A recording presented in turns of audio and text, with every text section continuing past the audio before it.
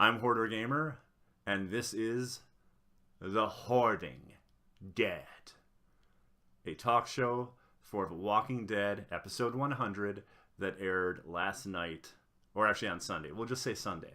Depending on when you saw this, it may not have been last night, you know? I can't guarantee that. Yeah. I'll start with this. I liked it. I was very happy with it. One huge issue I have with The Walking Dead as a whole, and a lot of the most, a lot of the biggest fans completely disagree with me, and I accept that. That's fine. I feel they take too long to get to the same destination. You know, they say that, you know, the journey is the real story, not the destination. And totally, I agree with that in some cases.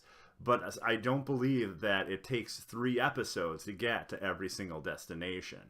A lot of times in previous seasons, The Walking Dead would have everyone splintered into groups. And they'd focus on one group one episode, another group the other episode, and then the third episode they'd bring everyone together. And it just felt to me like moving like molasses, you know? So that's a big issue I've had with The Walking Dead, I think since season either 2 or 3. I've seen every episode so far. There's certain things I can point out, like, let's see. Well, I feel terrible because this is one of the few characters I forget the name of now. Okay, we won't do that. This is the excitement of a live review show. Okay. I don't want to say guy with the stick. I feel terrible saying guy with the stick. It's one of the best characters. I think the actor's name is Lenny James, I think I know the actor's name, but not the character name. Anyway, he had a 90-minute episode explaining how he got his stick. And it was boring, you know? Great character. I think one of the strongest characters on The Walking Dead. And I feel terrible that I can't remember his name. I'm very sorry about that. But there's a lot of character names I will mention tonight that I do remember. So hopefully that'll offset things a little. Anyway, 90 minutes. And that's the problem I have. The show is indulgent a lot of times. It decides to, just because it's a massive hit, that episodes should be 90 minutes, 80 minutes. It eschews the whole idea of a 45-minute episode, an hour-long episode. It just laughs at that, basically. And it's not better for it, for the most part. A lot of times it feels like things are stretched, and, you know, it just doesn't seem to be a great idea, in all honesty. However, focusing on episode 100, it didn't feel that way. It felt like everything was working like damn near perfectly. It didn't move too slowly, even though it focused on separate groups and brought them together for an excellent war on the Saviors, which was really intense and awesome. And it plays around with linear time. Basically, there's a part with Rick in the future. Future Rick. No, I won't call him that because it's not heavily into the future. We're talking 3 or 5 years. There's a time jump, but I'd say about 3 to 5 years, just based on the age of Rick's daughter. Okay? Then, to me, which is more interesting, is a distraught Rick. A Rick that is crying, okay? And he's in a wooded area, and you see a stained glass frame above his head. And we don't know exactly when this is, but it's not during the main course of the episode timeline or the future jump. It's separate from that. And that's also shown like 2 or 3 times throughout the episode, just like the future jump is. Okay? Now, what I want to focus on real quick as I pull up the notes here are what he says, actually. So let me just get the notes here real quick. My mercy prevails over my wrath. Now, it sounds biblical to me. I didn't have time, unfortunately, today to look that up, but it definitely sounds like a biblical quote. So it could be that something happens to Father Gabriel, maybe, which would be interesting because Father Gabriel is in a very bad place at the end of this episode. We are going to jump around in these reviews too. I wanted to be kind of exciting and dynamic, so I'm not going to be going point by point in order. At the end of the episode, walkers basically surround the Savior compound and force Negan into hiding. Well, Father Gabriel decides to try saving someone's life, which I'll bring up in a moment, which I feel is a terrible idea. I understand the character doing that, but it's not what I would have done at all. So probably Father Gabriel's probably a better person than I am. Anyway, he goes into hiding too to avoid the walkers, and he goes into a trailer. And all of a sudden, you hear this voice in the trailer, in the darkness, go like, you have your shitting pants on, or your pants for shitting? Because you're going to be shitting. I'm paraphrasing, I apologize. Negan is hiding in the same place. So Father Gabriel and Negan are in an enclosed trailer as walkers are completely surrounding the area. It's crazy. I was like, oh my god, that's a hell of a way to do an ending. And then they gave us more of the time jump with Rick, and then he says that quote about mercy prevailing. Okay, now, a lot of cool things in this episode, okay? First off, we have Carl. I'm going to call him One-Eyed Carl, the pirate, because he's actually stealing gasoline from vehicles, or trying to, when he meets a man who's kind of mumbling, I believe to himself. I don't think it's to Carl. It doesn't sound like he's talking to Carl, but there doesn't seem to be anyone else by him. So this person, I think, is mumbling to himself. Well, he mentions that he doesn't have any food or anything, and before Carl can really do anything, Rick shows up, starts shooting bullets into the air, and scares the guy off. And that's interesting because it's not something I think Rick would have done years ago. This is a different Rick, and he really is focusing on revenge against the Saviors, especially Negan. Especially Negan. Negan is the one that's not going to get away, basically. He would offer, offer that anyone else, any of the lieutenants can live, and you see that later on in the episode, except Negan. Another great moment I can bring up, just visceral things that I think of real quick.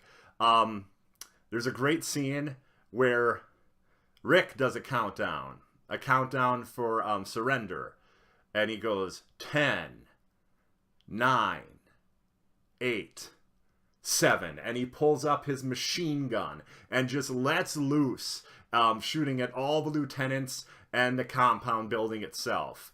And then Hilltop and everyone else that's there. Hilltop actually is being controlled by Maggie, which is really cool because she's a much better leader than Gregory was. Gregory, total dickhead, although we knew that from the previous season. He turns on everyone and basically says, Hilltop stands with the Saviors. And then Jesus pipes in and screams, the Hilltop stands with Maggie. And everyone basically, they do, the camera moves around showing people from Hilltop, basically agrees with that assertion that, yes, Maggie will lead Hilltop. So, Father Gregory, the person he tries saving, is lying bastard asshole. I'm sorry, Father Gabriel. Father Gabriel, the person he tries saving, is lying asshole Gregory, which I totally would not have done. What Gregory did and the decisions he's made in the previous season were terrible. And I feel the character deserves to die in a terrible, terrible way. Hopefully he's going to be ripped apart by walkers. I watched it carefully, the ending and all the chaos and all the walkers, and I did not see him getting actually killed. And I'm worried that, like the cockroach, he will survive.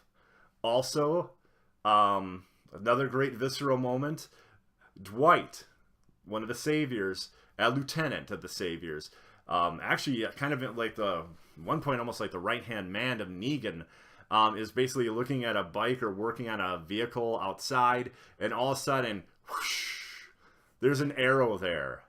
Okay? An arrow goes by his head, but not to hit him. It has a message on the arrow. So he takes a little piece of paper and reads it. It says one word, tomorrow.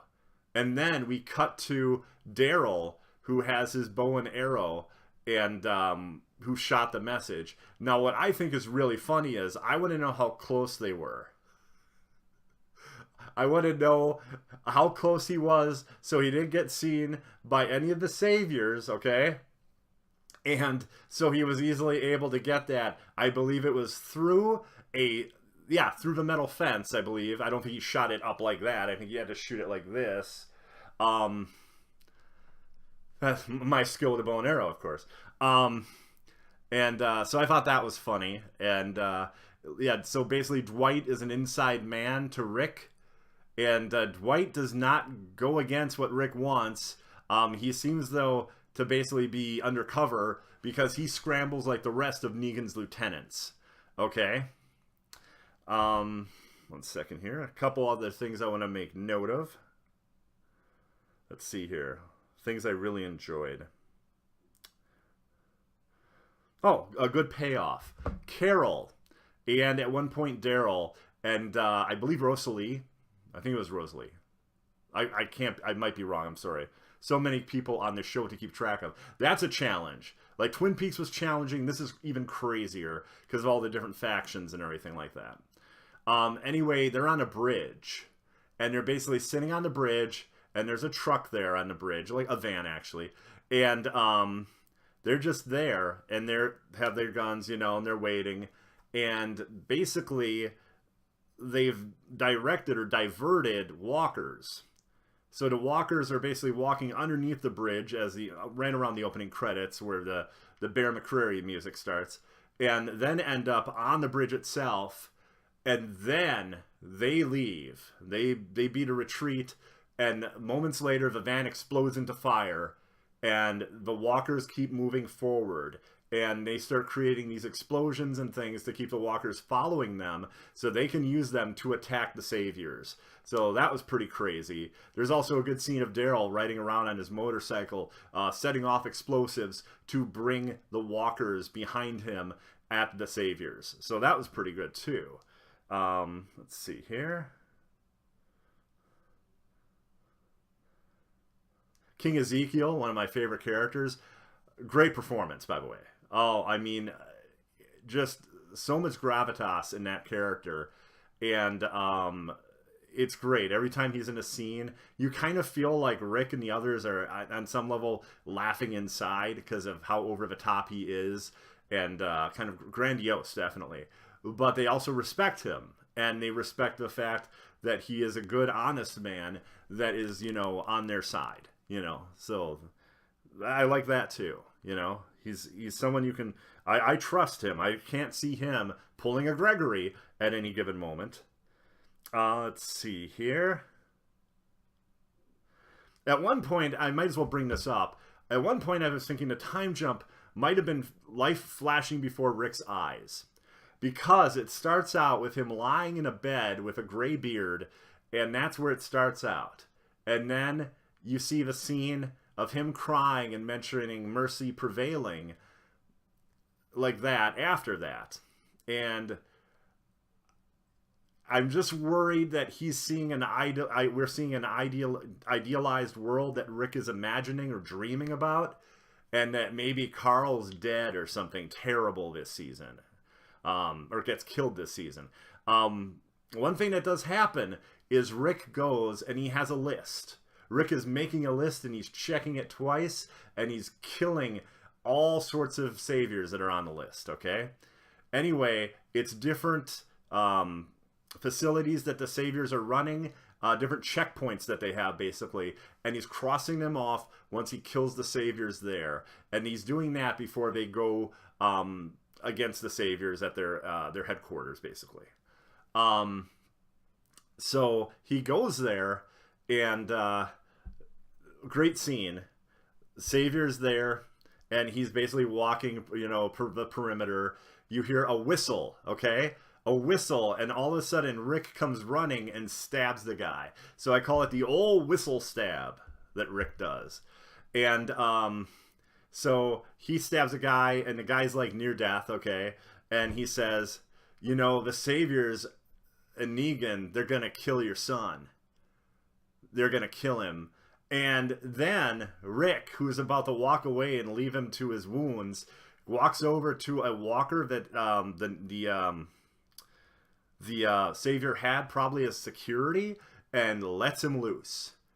The walker runs over and finishes off the Savior. Rick walks away. So that was pretty badass. That's something that you wouldn't expect Rick to always do, which I really like.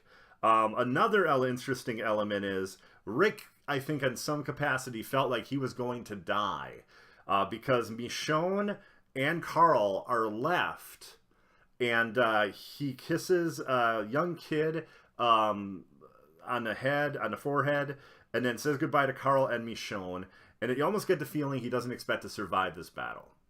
That he's more than willing to die to take out Negan, which I'm sure is the case, because Rick understandably hates and despises Negan.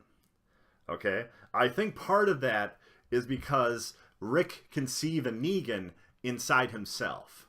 Now, don't get me wrong, I'm not calling Rick a complete asshole and a monster or anything, but I think that Rick recognizes that aspect of himself, or that aspect of Negan within himself. Okay? And it's a constant reminder of the dark things that Rick has had to do to survive, and that this evil, this monstrousness, he's probably only a few steps away from it. Okay? And let me see here. What else is really good? That might be most of everything.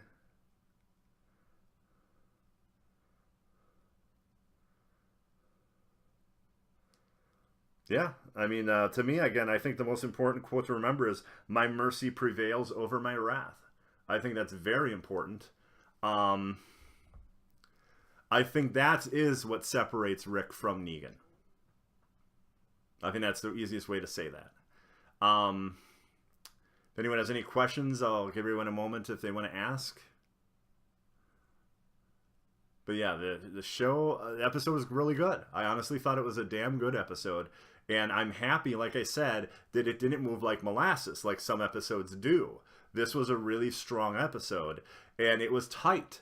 They didn't go for a 90-minute episode. They went a little long. They went with a, what was it, like an hour and 7 minutes? There's commercials in there, of course, too. But I still felt that it was a good length. And it was very exciting. And especially when you have, basically around the entire perimeter, you have Hilltop, Alexandria, and all those waiting, you know, to basically go and take it to the Saviors. And there's also the crazy idea, like, how many Saviors are there? Because they basically tried to divert them, and I believe it was an explosion that was caused in order to have them check it out. I think it was the same one, the van explosion, actually, on the bridge. And so they might have been depleted. And what was really great is, you know, the tables are turned on Negan because the people of Hilltop decide not to follow Gregory's orders of standing with the Saviors. They're like, screw that. We're following Maggie, which is awesome. I was really happy about that. Yeah, I'm looking forward to the next episode. I think this is a really strong episode. I'm trying to think of anything I disliked in this episode. And again, with Walking Dead, there's usually something that's really kind of evident, but to me, not too strong this time, you know? Not like upsetting or angering or I mean, you can nitpick things, of course, but I mean, when I talk about issues with previous episodes of Walking Dead, I'm not talking about nitpicking. I'm talking about huge narrative things and, you know, all sorts of other issues. Mostly feeling like taking the audience's time for granted is how I feel with some of the old episodes. But I think that the whole idea of the time jump and the way everything went so quickly with this episode is a very good sign. Because otherwise, my whole idea was that 16 episodes of The Walking Dead is too much a season, and instead of having 8 and 8, you know, broken up, I think it should be more like 6 and 6, back to 12 episodes. A tighter, you know, less episodes is going to be a tighter storyline. But if it can stay at this pace, which I really hope it does, then I think that the 16 episodes are still a good idea. Well, anyway, I want to thank you all for watching. You've been awesome. Thank you so much. Whether you watch this on Twitch on demand, or if you watch this on YouTube, thank you very much. If you enjoy it, please feel free to subscribe. I'll be doing other videos like this. For Walking Dead, I don't know how many I'll be doing. Kind of depends on how many people like this or enjoy it or whatever. But other TV shows, definitely. I'm looking at doing a talk show for every episode of the second season of Westworld, for sure. That's actually something I might even do with a friend of mine, Xbox Live Mike, who I have another stream with called Games on a Plane, also on Twitch. And yeah, I want to thank you all for watching, and I'll see you guys later. Bye-bye.